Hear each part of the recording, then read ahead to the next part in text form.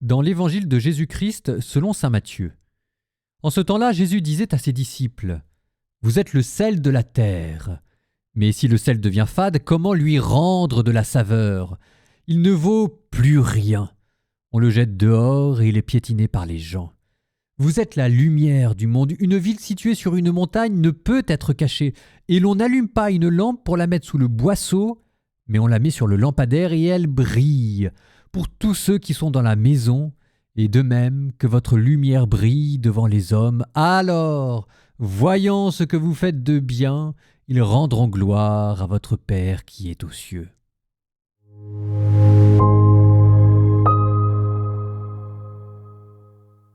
Le sel, ça peut servir à beaucoup de choses. Ça peut servir d'abord évidemment à saler les aliments, à leur donner de la saveur, ce qu'on appelle un exhausteur de goût, et c'est de ça d'abord dont il est question dans l'évangile d'aujourd'hui. Vous êtes le sel de la terre, mais si le sel devient fade, qui lui rendra de la saveur ?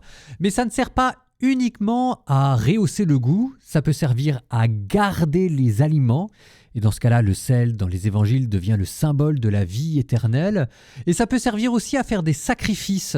Dans le livre du Lévitique, on vous précise que tous les sacrifices doivent être salés avant d'être offerts. Mais il existe encore un dernier usage du sel, celui de faire fondre la glace et la neige.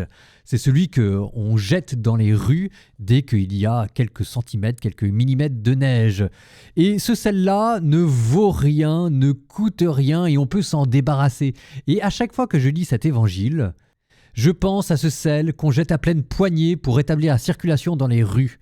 Si le sel devient fade, comment lui rendre de la saveur ? Il ne vaut plus rien. On le jette dehors et il est piétiné par les gens. Eh bien, ce que Jésus vous dit, c'est que vous, chrétiens, vous n'êtes pas là pour servir de paillasson au monde entier. L'Église n'est pas le paillasson de la société sur lequel tout le monde vient essuyer ses godasses pour enlever les taches, la boue et tout le reste.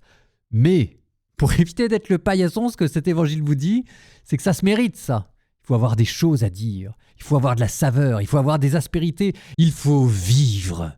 En fait, la question est très simple.